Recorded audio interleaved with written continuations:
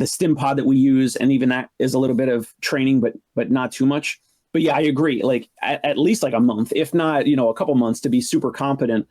And therapists could be absolutely doing this. And just in the learning phase, you tell all your patients, you have them sign the release or whatever, and you potentially just do the scans for free for the first month or 3 months or whatever. Just from that, they're going to go tell other people. So it's absolutely a marketing component. It's a, I don't know, Tony will probably push back on this, but it's showing like a higher level. So I bet Dave will have some good input for this. And I think Dave, definitely Joey, Alberton, like guys give me a hard time because they're like, why are you mowing the grass? Why are you blowing the leaves or doing these things? You could be doing more, you can make more content, do other things. I'm like, yeah, but it makes me feel good to do those things. Makes me feel like I'm a dad, I'm a man, I'm, an adult. Dave, what do you farm out? What do you do yourself? How do you decide? To make you feel good? Not just what do you farm out? How do you decide what to and what not to? Like, what's your decision tree? Yeah, I don't have that close zoom up camera like Jimmy, but if I did, I would say, I would zoom in and I would say, I delegate and outsource the things that I don't like doing. There's still some things that I don't like doing, like laundry. Like, I don't know, who likes to do laundry? Maybe that's therapy for some people, not me. Some people. Either I could be doing other activities that generate revenue and income that far exceeds that task. But now at the same time, it's like, well, my wife will push back like, oh, well, our son, he needs to learn X, Y, Z. And I'm like, well, that's like years down the line. Right now, we need like the cleaning person we did have this past Saturday, first time. We didn't prep at all. We didn't do anything like Tony said. We didn't prep. We didn't do anything. That was wonderful. Of course, there's certain things like, I'm trying to think what else. There's certain things I guess like you just kind of maybe have to do nowadays, but still you can kind of cut it off in terms of like project size, or if someone else has a better hang of it, like a better specialization than you do, and you have the money to obviously pay for it. So I started looking back at like other paradigms we already talk about, which is I want it good, fast, and cheap. That's what we want. So I look at this as like my basement is like, well, obviously paying people is going to be more expensive than me doing it myself, right? Because myself would just be materials and my time, although you have to take your time into consideration now. But I'd be paying myself, if I was doing this hourly, the project would actually cost me way more than what I'm paying it, because these guys are going to get done in 5 or 6 days. It's going to take me 2 months worth of Sundays, and I'm going to hate it. I'm a little bit of a handy guy, but not really, guys. Let's be honest here. And it's not going to be as good. Like these guys are knocking it out faster, better. And if I'm doing the math and I'm actually saying what my time is worth, it is going to be better, faster, and cheaper. So I think that's sort of the paradigm I'm going through. Bookkeeping is something that freaks me out, right? Like one little mistake there, right? Like it's like, I don't know what I'm doing, but I know it needs to be done, death and taxes. So do I pay someone to do that? I do now. I used to do it on my own. I used to try to figure it out. I'm like, what am I doing? I hate this. It looms over me. So good, fast, and cheap. I sort of do that math now.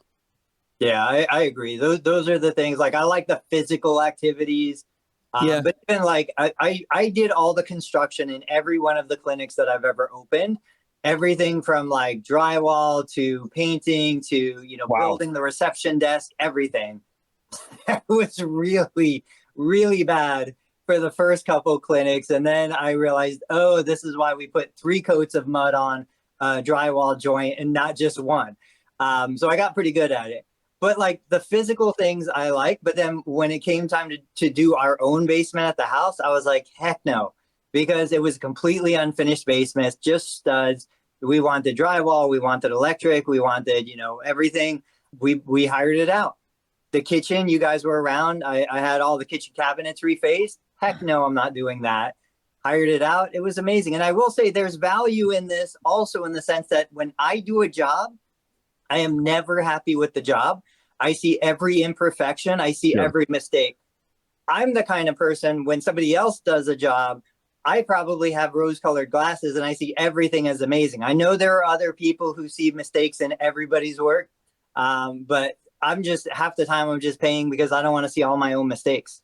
So this is the kitchen I'm sitting in, and I can like I won't even like look up and to the left over here because there's the crown molding thing that's chipped, and I'm just like, oh, but who do you got to blame? Like nobody, right? Like nobody is to blame. Look, we're getting quoted on our own podcast here. People don't pay you to do stuff. People pay you so they don't have to do the stuff themselves. Yeah, like you said, like I wasn't really a handy guy when I bought this house, but like then I got like a good ride-on mower, and I got some good like backpack leaf blower. So like for me, that is like if you have the right tools, right? And like no offense, but like a backpack leaf blower, like point, it's like. But when I'm done, I see the work. It's like it's done. There are no leaves here. There's no whatever. The sheetrock thing is a little more complicated in terms of steps. But like take this to your business and say like, okay, do I like doing this? Like yes, we should make a decision tree. Just give it out. There's our lead generator. Do you farm this out lead generator decision tree? Like, do I like doing this? Like, no. The other thing too is, and I think I talked about this before, is I used to have a couple people help me with my podcast, and they would do different tasks. And I had to know my personality type. One of my personality components is woo, like I need other people to like me. Like that's the thing about me. Like that's why I always say yes, right? And I was keeping tasks from other people on the team, like boring tasks. Jimmy thinks they're boring tasks. And then we did this like personality assessment, the strengths finders thing. Turns out another person on the team loves doing spreadsheet tasks. Jimmy hates it, but I would never give her the task because I didn't want to give her a punishment. Meanwhile, she's sitting there going, man, I wish I had more spreadsheet stuff to do. So it is also good, like look around what resources you already have just because you think it's something nobody likes. Like my buddy loves fixing stuff. He's like, oh, I'd love to come over and fix your whatever tire. I'm like, really? I didn't want to ask because I didn't want to impose. Meanwhile, I helped him with a couple different things. So know what's at your disposal already. So what's going on with Sword Health and your post? All right. So we can only read the tea leaves from the outside, right? So I'm working on getting somebody from the organization. There might be some legal things, but next week we'll have somebody from the actual organization. I don't want her to talk about Sword. I want her to talk about her experience. I only want her to talk about what she can talk about. And she's agreed to that as well. But Sword Health is this AI-driven app that's going to give, I mean, how would you describe it? Like AI-driven the future of physical therapy. It's going to wipe out all manual therapy. It must be valuable. Look at Dave rolling his eyes on a podcast.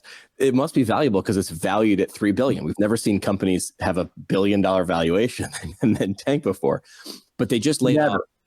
They've just laid off like it's like let's just call it around 20% of their clinicians. But apparently it was only like 17 people. So I'm not a math guy. So it's like they have like 75 PTs on staff at a company worth $3 billion that delivers PT.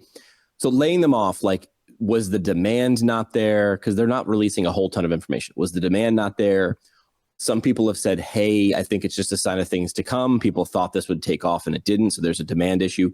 Or are they trying to look lean before going public? And this is where like Jimmy's knowledge sort of stops. Like, I don't really understand that, but I get it, like to a point. Like, hey, if you want to go public, you want to look like you're not bleeding money or you're not spending money. Although I gotta be honest with you, if I were an investor and you're blowing out 20% of the PTs, unless they're trying to say, we don't need PTs. So we're going to be able to keep our costs crazy low. We don't need this to keep up. So Dave are you bearish or bullish? What is the thing where you don't like? Well, bull market is good. So I am bearish. You're bearish. Dave's a bear. Yeah. AI-driven care. I don't really know. What do you think? What do you think this is, Dave? Tony, here's how it's going to unfold in the next couple minutes, 5 minutes. Tony's going to be very overly optimistic. I'm going to be, in my opinion, very realistic on the actual like component of Sword, right? So it's, I mean, I had a therapist that kind of like worked for them and me and whatever. So I know a little bit of the insider stuff and I won't comment too much. So don't go insider stuff like that necessarily, but just like explain like, how does Sword work if I'm a patient? How does Sword work if I'm a clinician? Okay, so as far as I understand, it's fairly similar to Hinge Health. We just, I think I ripped Hinge Health last week or the week before or something. So, I mean, very, very similar in terms of like, it's typically like a free benefit to employees that work for bigger companies. And Sword and the Hinge Healths of the world, they go to these big companies. They say, hey, we can, how much did you pay last year in musculoskeletal, lost work, whatever, medication, whatever their component of paid healthcare expenditures for their employees, back pain, MRI, physical therapy, missed work, whatever it might be. And that could be some like manual labor, large companies. It could also be, like tech companies. It's like, sure. They go after a ton of different employers. The employees get this free benefit. Tony mentioned, his family every so often will send him screenshots like, hey, what is this thing? What's this, free Hinge Health, Sword Health, whatever. It's not going to be around in 10 years. None of these companies. It just, at the end of the day, we talked about this before. This is, and I know I actually did a paid telehealth visit like 2 or 3 weeks ago to help a friend, to help another company. I wanted to challenge my biases.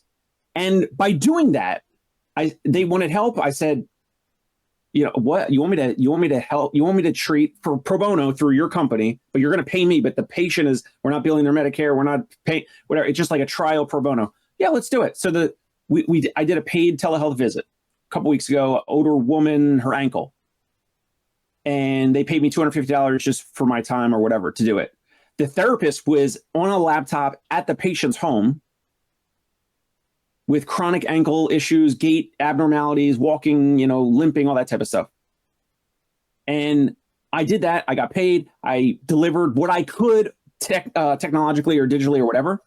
And I needed to mention that because I still wanted to go into that. I wanted to challenge my biases, bring this back to the podcast and say, I did this.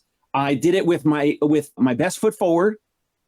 And I stay firmly that this is an absolute joke, telehealth and virtual physical therapy for actually delivering, therapeutic exercise. I believe, and I think I've trained myself enough to do this over video, the way Tony's done on video. So I'm sorry that emotional side has come into the conversation, but you asked about, Sword Health and Hinge Health. That's basically it, like the whole offering. Wait, hang on one sec. What was the specifics that you did not like from that experience? I'm just curious. Like, did you not like that you couldn't like grab what you needed to grab and touch what you needed to touch? Or did you not feel like the patient understood what you were trying to get them to do or say?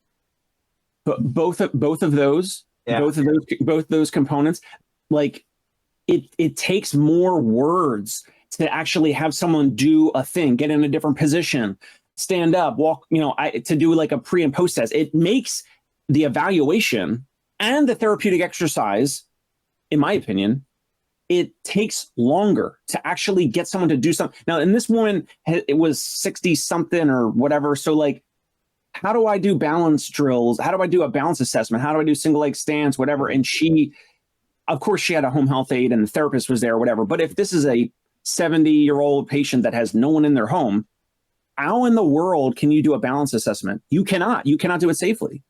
And it takes extra words, Tony. It takes extra, yes, you can learn it over time. I believe, because I'm on this podcast with you guys, I think I'm pretty good with words. I think I can communicate things as efficiently as possible over a video to a potential patient. It just takes longer. It's less efficient than in person. What were you going to say, Jimmy? I appear overly optimistic for things like this, like technology. I think I'm just, because I referenced that personality test I took. I like futurism. I like seeing what could be and being like, and trying to look through the future with rose-colored glasses. But I'm smart enough and been around long enough to know it's going to be somewhere in the middle. Like there's going to be some components where it's good, because every neuro PT that I knew when telehealth was coming out was like, well, this isn't going to work for me because I've got, and I was like, oh, God, didn't think about that. I think it'll be some things, but I don't think it'll be everything, right? So some of these companies are saying we're worth, $3 billion. Rafi saying how much of that is a skills gap, primarily a skills gap between a primarily in-person clinician and another clinician that operates primarily in telehealth. Is this a skill that you can get better at? Is this something that you could be, is this good for certain patients and not for others? And then can you get better at this and not? What do you think?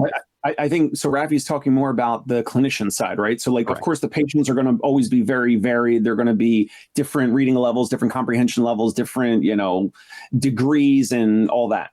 This is something that Tony, I think, mentioned last week. The difference between one therapist and another.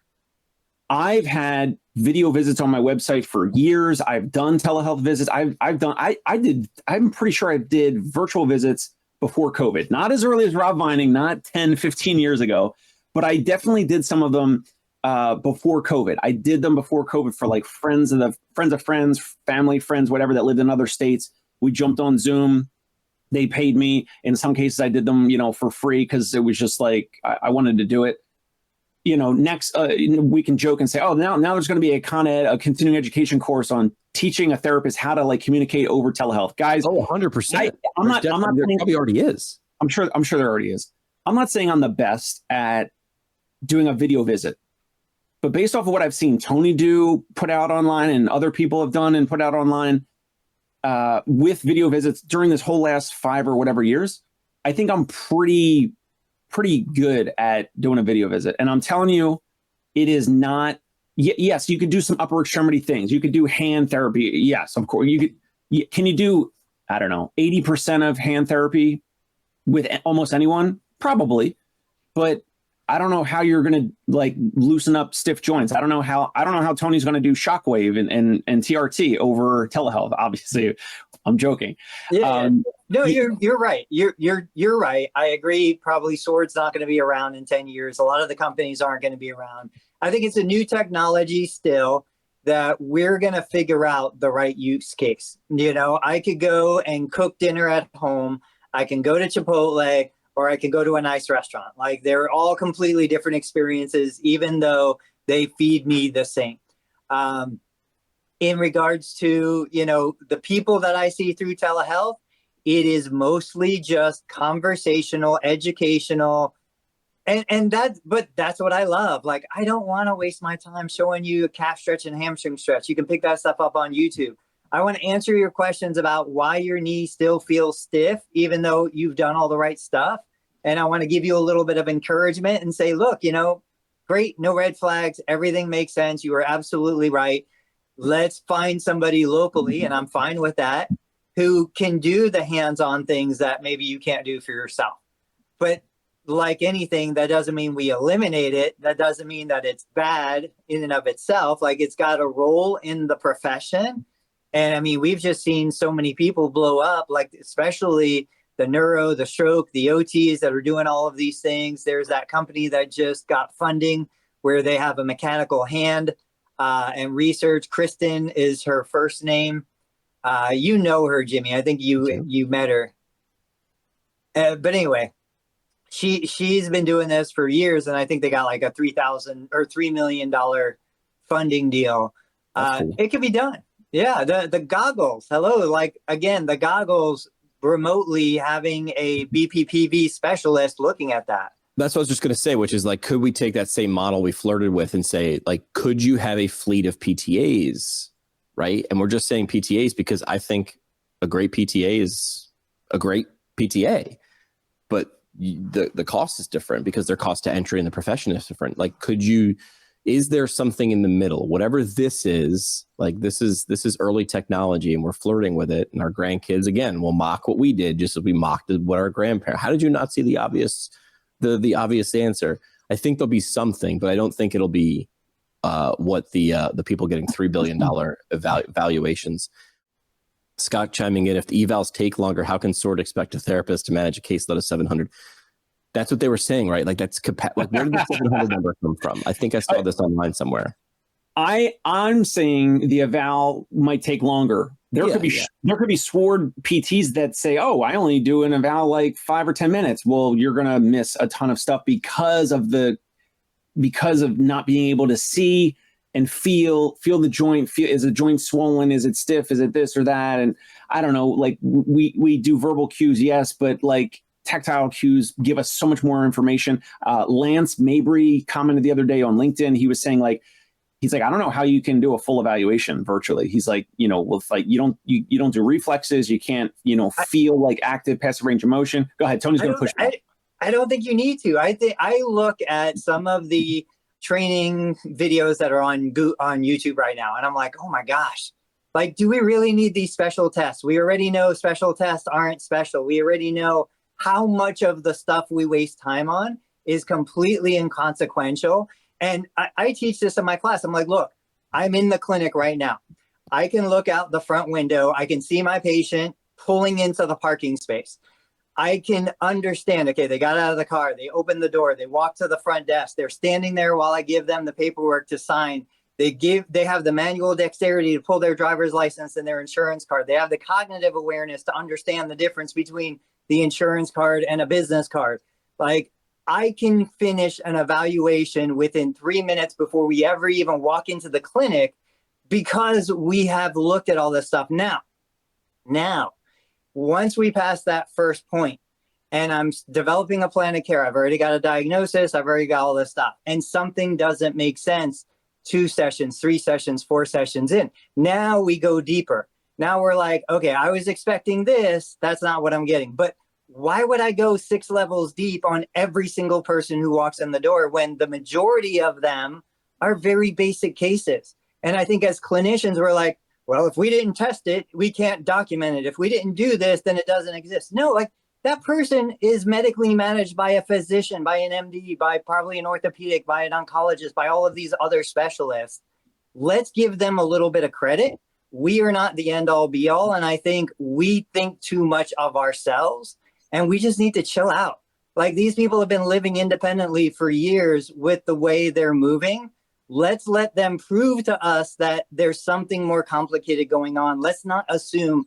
Last point, I just think, and I was guilty of it, that's why I know it, I was always that therapist who's desperately seeking the one thing that nobody else saw so that I could feel smart and I could feel special. And I see you moving in this way and it must be this, imbalance, and your glutes aren't firing even though you just got out of the chair. Your glutes aren't firing and your medial arch is collapsing. And this is why you're having left ear pain, because it's something completely absurd that, I'm going to tie all of these strings to. I wish we had the graphic from like A Beautiful Mind or whatever. It's not that complicated most of the time. When it is, we put the time into it. That's when we really can shine. Tony, in your practice in October, how many telehealth visits did you guys do? I don't want to do any visits. It's not something I push, but okay. No further questions. I probably did 2. I get calls. I got a call yesterday from a guy in Albany who's like, I'm desperate. I need you to get on a telehealth call, please. Is there any way we can do this? I turn most of them away. I don't return most phone calls. Like, I don't want, but I would tell you it's the same thing about patients coming into the clinic.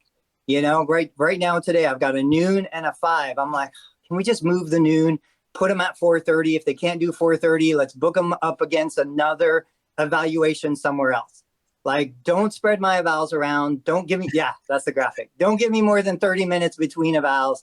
Like, if I'm going to do it, let's book them all up together and then we'll get it done. I'm not a good example. That's what I'm saying. I think time will tell. And that's the way to do it. But this is why companies have a $3 billion valuation, is because if people don't bet now, if people bet now and it hits, the small bet turns into a big bet, right? That's if you buy in. And to the point of the 700 patients that you're managing, I mean, doesn't a primary care physician manage like 3,000 patients? Because you're not seeing them all every day. For 5-minute interactions. If that's right, but you're not going to utilize this every single day, every single week. If this is a benefit, if this is a resource, right? I think most people just won't use it at all. I mean, that's the reality.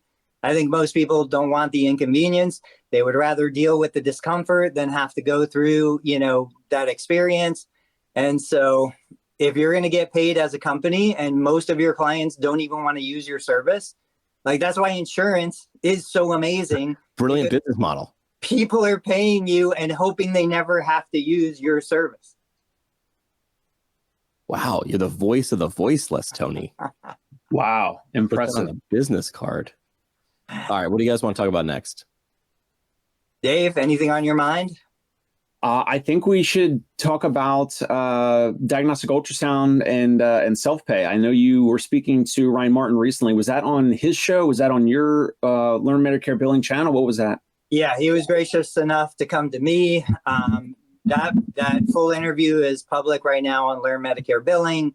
And truthfully, like, I am completely ignorant to so many things within our profession. Diagnostic ultrasound was one of them. until I got on LinkedIn. I never knew about Ryan Martin. Once I got there, I was like, what is this? And to me, I mean, he's a genius himself, like super nice guy, very humble. But one of the big takeaways that I wanted you guys to give me some feedback on, Dave especially, because you're in the field, he said there are handheld devices that are good enough to, couple $1,000 investment, to travel with a mobile therapist, to provide this diagnostic. I get the impression, I mean, Mark or Ryan just loves what he does, but my mind always goes to the business side. And I'm like, I talk to patients every day who cannot get in for an MRI. Either the insurance is refusing to allow them an MRI before they do therapy, quote, fail therapy, or the MRI centers just don't have available appointments. Like they call multiple hospitals, they can't get in anywhere in the area for weeks. And so this to me is like a golden opportunity. I would see going through the certification, purchasing the equipment, and then offering a self-pay, and I don't know rates. I'm going to say $250 diagnostic ultrasound rate, where a person, whether they want to do therapy or not, they can come in, I can sound their rotator cuff or any of the, extremities that are easy to visualize. Ryan said I could probably learn enough to do a good job in about a month. And this is just be a steady stream. And then, of course, some of those patients are going to be like, oh my gosh, thank goodness. I can't believe you did that. Tell me about physical therapy. And then I can bring them on for a physical therapy plan of care, which is obviously going to give them the most benefit. I don't know of anybody doing this anywhere. What about you guys? Have you heard, Dave? Where you been, dude? I thought you knew me. We've been offering this since 2020. No, I had no idea. Tell me. I thought we did an episode on it. I had the Butterfly IQ. It plugs into my iPhone. I don't have it now because I just assumed you knew we did it, so I can't do a demo right now. Okay, so what are you using this for? Is it an upsell or is it included in your service? Because your service is self-pay anyway. Yeah, so we just include it. We get current patients to refer to their friends, and their friends reach out to us, and they don't say they used to say, therapist name and whatever, the just awesome service, professional, competent, all that type of stuff, whatever. And then now, we'll get referrals that says like, hey, James referred me to you guys, and he said you guys have some like amazing, portable technology, tech imaging, whatever. Can I get whatever ankle, hip, shoulder, whatever, elbow, wrist? Can I get some imaging or, diagnostics, whatever? I'm extremely bullish on it. I thought we've talked about it before. Maybe we have. I'm 49. I don't know. Okay, so let's get into some specifics. Like, what are the conditions or the extremities that do best with this kind of imaging? I mean, any of the peripheral joints. I think, yes. So I did some like Sono optics course years ago, and I think they're like defunct or whatever. But I added this in 2020. This is something like what you've done, Tony, with like the Biodex treadmill and the TRT. Right. I just had this gut feel like that this would be awesome, and it's so small and it plugs into the phone, and almost every patient, almost 95% of patients, when they see it, that we can do it right in their home apartment. And I'm like, here's your supraspinatus, here, whatever. Here's your shoulder. Here's your rotator cuff. And then they can actually move their shoulder, and we can actually see it dynamically compared to the still images of MRI. 95% of people are blown away. I've done this for free for, like my baseball buddies, in the dugout before and after games and things like that. And I do it as like a marketing tool. It absolutely fractures.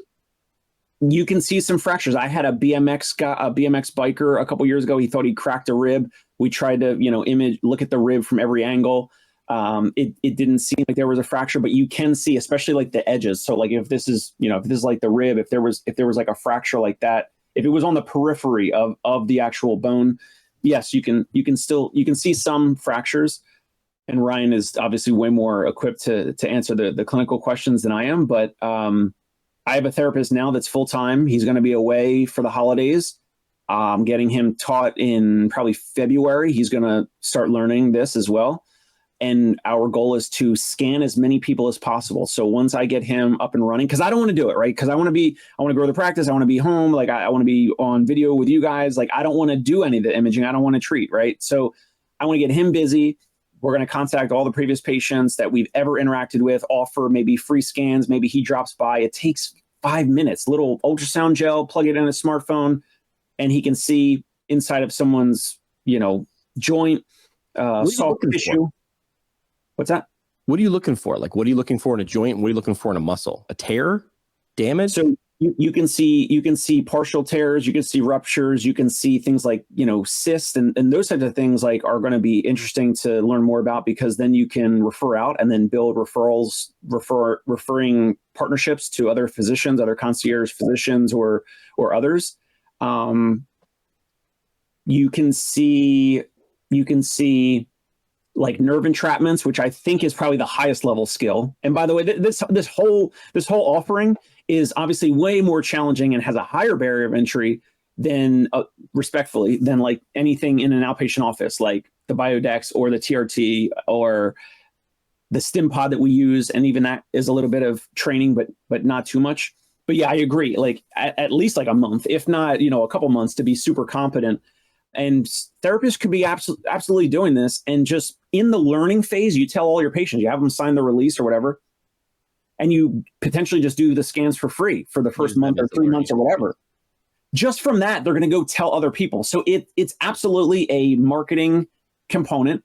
It's I don't know, Tony will probably push back on this, but it's showing like a higher level of potential like authority, knowledge, expertise.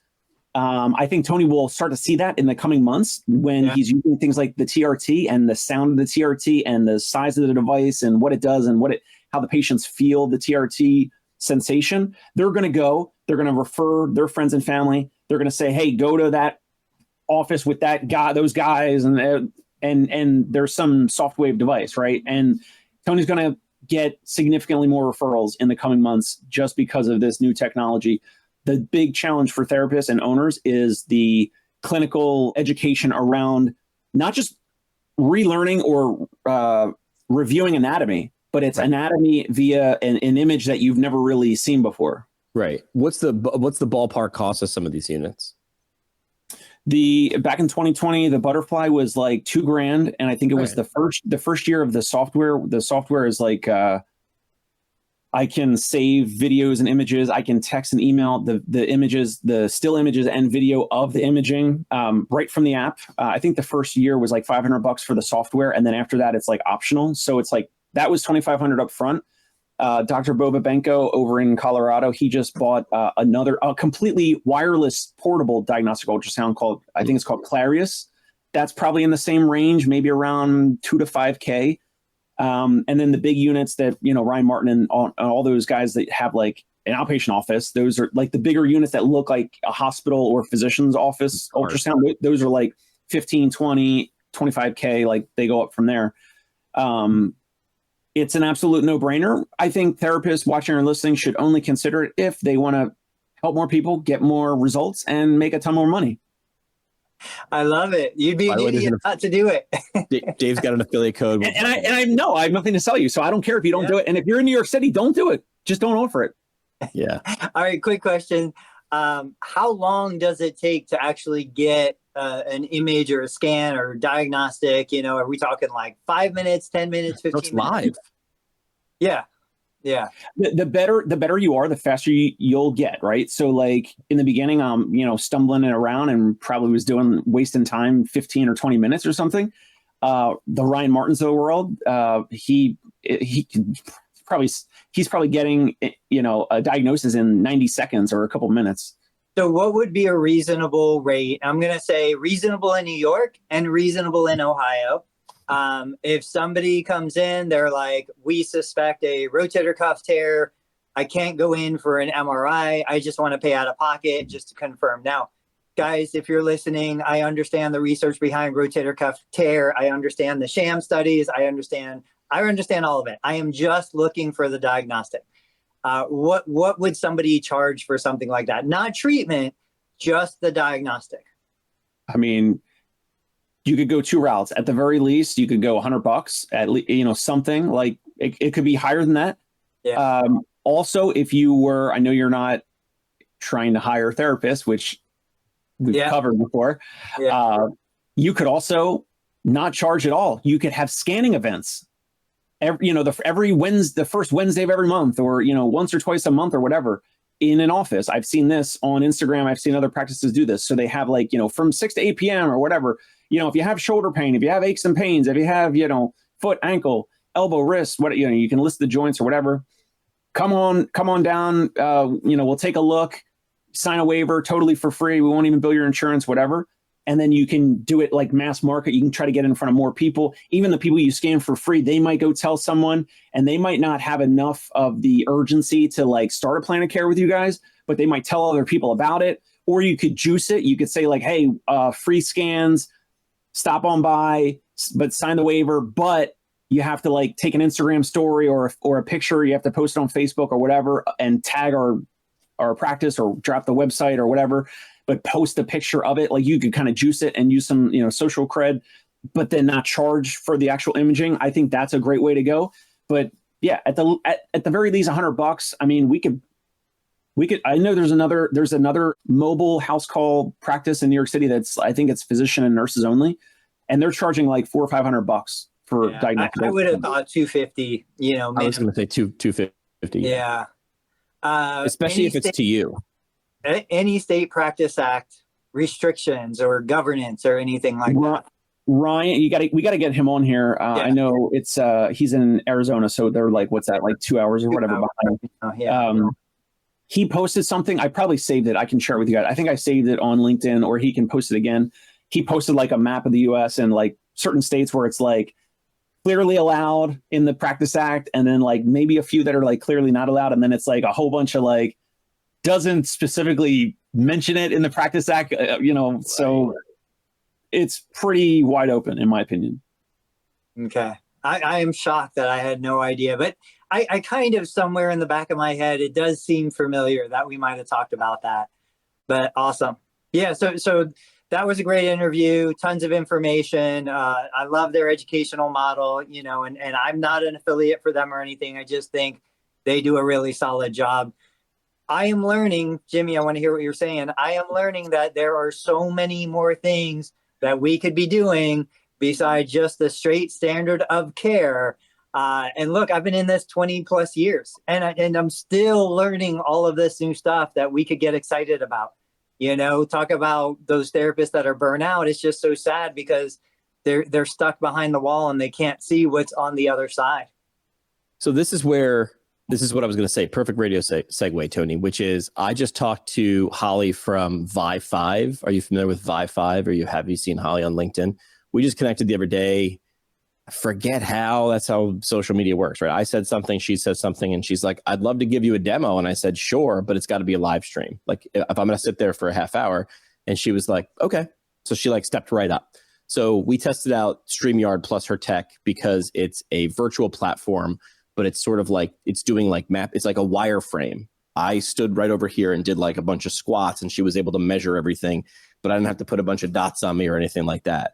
What I'm getting at is the people who are good at this technology don't hire people like Tony to help them create content. They don't hire people like us. And that's where they're stuck. I mean, I've talked to some tech people that say, our marketing budget is zero because we have a great product, and all you need is a great product. And that's it. And it's well, okay, how's that working? How many phone calls, how many demos have you had in the last week? Well, none, but it's going to happen. Yeah, because Apple and Facebook have never run ads. Those are perfect products, but they've never run an ad. Exactly. Tell me more about how that works. But anyway, my point is I'm starting to say to these organizations, pitch it to me, almost like mini Shark Tank. And we understand what the product is of this podcast, which is the audience. It's actually it's not the podcast. It's the audience with the podcast. So we're doing Vi5 in the next couple of days or weeks. She's going to walk people through that. But I think the more exposure people have, in my opinion, the better. Make a decision. Because I think a lot of my decisions when I was working in clinic was made by the person next to me. And the person next to me had been a clinician for 10 or 15 years longer than me. So my view of the world, unless I pushed back, was sort of shaped by, oh, it's not gonna. And then I'd ask, like, well, what do you know about it? Well, nothing, but we're better. And I was like, oh, that seems like a shady way of advancing your profession or your knowledge, which is, it's new and it's not me, so I don't like it. I don't know. You know, talking about that, yesterday I was researching these short videos, because you guys know, so that one short video I shared with you guys. Yeah, like a billion. Yeah. I wish. I think it just crossed 400,000 views in like 12 days. It's slowed way down now, but it bumped the whole channel up. So like my Total Knee channel usually gets about 1,000 subscribers a month. We're over 3,000 subscribers for the month right now. Revenue went up, everything goes up. But it got me thinking again. I'm like, I need to get better at the kind of short videos that are product-based videos. So I was doing some research. I found a guy who, I think he's the developer or the owner of something called Study Buddy. So this is an AI study Chrome plugin and app. And they had started on a different like profession, and they never really did much. And then they moved over to this and it just exploded. And so I'm looking at his TikTok videos. I'm like, I could do this. Anybody could do this. It's so simple, yet we don't do it, you know? And so you should see my short videos start to change a little bit, more of the product voiceover kind of videos, more of the highlight videos. I put out that video about the shockwave where I put the emoji over the guy's face. I've got the release form, the media release form to show his face. And I told him, and I've got everything like, hey, I'm going to share this on social media. It's like, yeah, that's great. Go ahead. I love it. But I intentionally did the emoji to cover him up just to experiment, to see like, okay, what is this going to do? What does it do when there's no music? What does it do when there's branded music? Like all of these different things. But Dave, I'm doing the research for you. And maybe next week we can talk about like, what are RPMs, CPMs? What can somebody actually expect? What is a video? And spoiler alert, in general, 1 million view long form video, not short, long form, will generate about $10,000. Million views, $10,000. So you can kind of put numbers behind that. But the ranges go from $2 for 1,000 views up to, like, my Learn Medicare Billing channel does $34 per 1,000 views because it's insurance and finance. So CPM is cost per milli, which is cost per 1,000. I don't know why it's not CPT, but whatever, because that's a different code.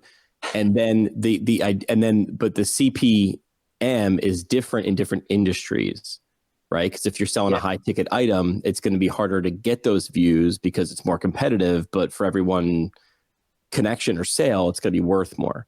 Where's healthcare in the hierarchy of CPM? So middle, high? Finance will be up in like the $30, $40 CPM, RPM. RPM is what you actually make per 1,000 views. CPM is what they're selling 1,000 views for. Gross and net. Yeah. But then my healthcare channel, so my shoulder channel, my knee channel, they average about $8 per 1,000 views.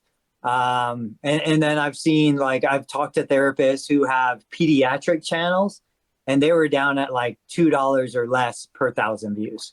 So the pediatric stuff is really hard to make money on. But most of the healthcare that I've seen, you can just say $8 per 1,000. Yeah.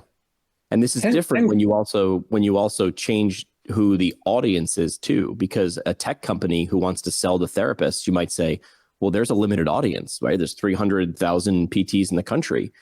And you can say to a tech bro CEO who goes, I don't need any marketing. I'm like, great. How have you penetrated the market? I mean, here's the cheat code. I've told you guys before, I walk around APTA's CSM Expo Hall and I do mental math of what that organization paid to be in front of 18,000 physical therapists. That's how many people go, knowing that you're not in front of all 18,000 of them, right? I knew from working at large companies, if you got 1,000 badge scans in a day, that is a crazy number. Like, you're not, like, the ATIs, web PTs, the prompts with like the balloon, you know, the blimp and the lasers and the 15 different flat screens. If they're getting 1,000 badge scans a day, that's a really, really, really good day. Knowing that even though those badge scans, because they're trying to hire, the prompts of the world want customers, the web PTs want customers, the ATIs of the Athleticos, they want they want to hire PTs, right? Your close rate is not 100%. So you just paid how much money for 3,000 email addresses, knowing you're closing 5% of those maybe as a customer or a hire. So I say, do the math. What are you doing the other 362 days a year? Because CSM's only 3 days. Do the math. This is a viable market. If you're looking to do stuff for clinicians, and then you change it and you say, now I want the general public, like your knee channel is not for therapists. It's for people who have knee issues, right? Your Medicare billing channel is for therapists, correct? Right. Different audience. And you can charge differently because the value changes. Dave, what were you going to say? $10,000 for 1 million views, it seems like a joke. Like if I had 1 million views on a video, like I would be creating a CPK, a cost per Kittle. I would make up my own. I would have. It would be way more than 10. It would be way more than 10K. I don't care what the video is. I mean, the CPM thing is a joke. When Rob Vining and we used to have people pay to come on PT Tech Talk when they were really bugging us, and we were like, I mean, if we asked people, we would ask Tony Maritato and Jerry and everyone else, and obviously that there was no cost there because we were asking them. But then we'd have companies ask us. I mean, I have no idea. We had like basically no viewership back then.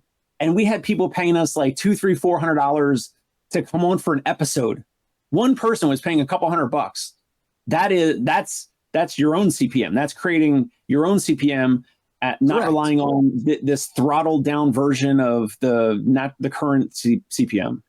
But you change your product there. So when you're on YouTube, the product is the viewer, right? So it's the viewer. When you talk to a tech bro who wants to come on, they're paying access to your audience. I'm guaranteeing you access. I'm letting you in the studio and I'm handing you a microphone. I'm saying, go for it.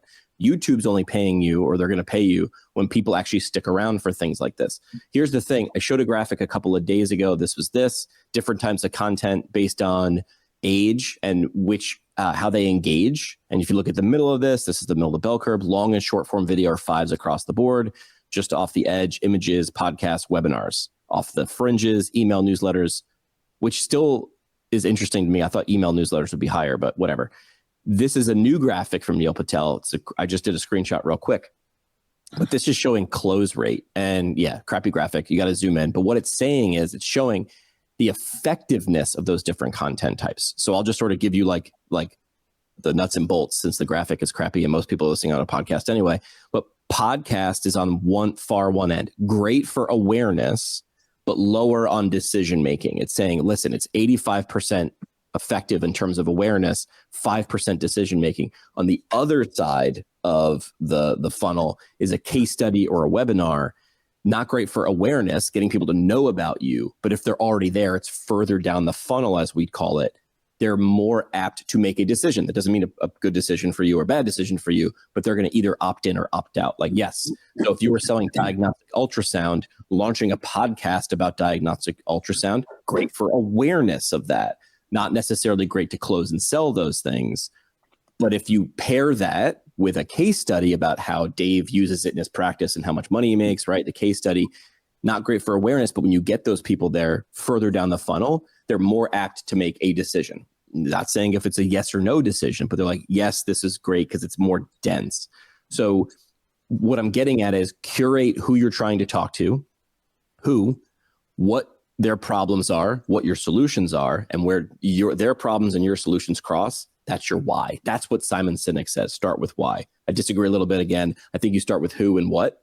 Then when you get to why, that's when the magic actually happens. But I think these two graphs, I'll get a better one of this one, help people say, when they say, I got to start creating content. What kind? For who? What problems are you solving? Why are you doing this? I think a lot of therapists specifically are just like, I know I need to do stuff because I see other people doing stuff and everybody's saying content. They try it. It doesn't work. So I think you do need to create content. This also means you need to put some money behind that as well. If you think you're just going to fling things into the void and have it work, I'm very sorry. It's probably not. Now, Dave, I think you guys were ahead of the curve. Like, yeah, you monetize with paid, you monetize with sponsorships, you monetize with affiliate income. Like, I know therapists that have reached out to me that have, channels in the several 100,000 subscribers. They're doing 5-figure deals for sponsored content. So one of my goals was if I could get 10 product companies to sponsor $1,000 a month, that's $120,000, you know, of just income to support the YouTube channel. Dave, what were you going to say? With that graphic that Jimmy just shared, I feel like we've kind of verbally done informal type case studies. I feel like when we've talked about like whether it's Shockwave, whether it's Biodex, different. Now we talked about diagnostic ultrasound. I talked about StimPod. I talked about StimPod like once or twice here and then once on my show. And I have PTs that reach out to me and then they've gone and bought the $5,000 StimPod. So I feel like, yes, I agree, Jimmy. Like, yes, of course, this is like top of the funnel awareness, like anything online like this. But do you guys agree, or have we done some informal style case studies, or is it case studies like, I know it's really like, that's like white paper with like real data and all that. Yeah. Have we done things in the middle or not really? I think it's reality. I think, you know, the minute every one of these things had a great camera and a microphone on it, you became your own TV station. So you democratized attention. You didn't need an FCC license and $100,000 transmitter to then reach 1 million people in your neighborhood. So yeah, I think this is the new version of that. I think we're well past that. Yeah, I think we have. I think it's more impactful when it's not a hard sell webinar, go buy this thing. And that goes back to my original idea. I'm like, shoot, if I'm recording content every single day in my clinic, product placement, just like you see in a movie where there's a Diet Coke sitting in the actor's hand, product. You guys remember, was it, what was the movie where the guy lives on camera and Truman Show, and like they turn the brand? You guys are going to start seeing me do that kind of stuff. But seriously, like, do you think it's an accident that there's a vestibular model in the background right there? I had no idea. That is really subconscious. Just subliminal. Now my new studio, the shelf will be a lot closer. You don't think that there's going to be a vestibular model just over my shoulder every single video? Oh, this has nothing to do with vestibular. No, it's just there. It's just art. All right, let me kick off closing thoughts, parting shots. Yeah, I agree with Dave on everything. So much of today's show, yeah, we were in total agreement. I think we agree that telehealth has its place. It's not going to replace hands-on PT. We agree on a lot of stuff, and you know, hopefully, once I get home today, my basement won't be underwater. Dave, parting shot. Parting shot. I am gobsmacked that Tony just said he's agreed with everything I said on the show. Wonderful. Great to finally have him migrate to my side. Parting shot with the diagnostic ultrasound. It's high barrier to entry, but very, very rewarding in terms of like the therapeutic alliance and all that type of great stuff, where we can redirect patients to our physical therapy plan of care and like that road of health and wellness, instead of historically it's like, you know, MRI, pills, medications, injections, surgery, like a little bit more of like the medical model, overuse, in my opinion, of all those medical services for orthopedic conditions that usually would get better almost regardless of which physical therapist you go see. So that's my parting shot. Jimmy, what do you got? We'll start with the thing we were talking about in the beginning, Tony and I, which is good, fast, or cheap. Decide the cost of this product, this project, or this process, or this thing you're going to implement. Look at it from good, fast, and cheap. Is it going to save you time? Is it going to be better? Is it going to be cheaper than you could do it yourself? And then decide from there, right? Because your time is actually your most valuable asset. Dave? That was 1A. My 1B parting shot. It literally does not matter if Sword Health and Hinge Health and all these others do artificial intelligence physical therapy. It will be an absolute joke. No one will even take it seriously. No one's really going to pay for it if it's a standalone service. Don't get mad. Don't get mad on Facebook or LinkedIn or anywhere else. If you're a physical therapist and you're scared, AI and AI is going to treat the 700 patients and we're going to fire all the physical therapists. Great. Like, it is never going to replace what physical therapists do in person, in my opinion. Hey, it's Dave Kittle. Are you a healthcare business owner or physical therapy practice owner who is looking to figure out your succession plan or exit strategy? We might be able to help. And in fact, we may be interested in acquiring your practice. If you're interested, you can reach out to me. Shoot me an email at dave@conciergepainrelief.com. That's DAVE at CONCIERGE painrelief.com. Or you can call me at any time, 646-781-8884.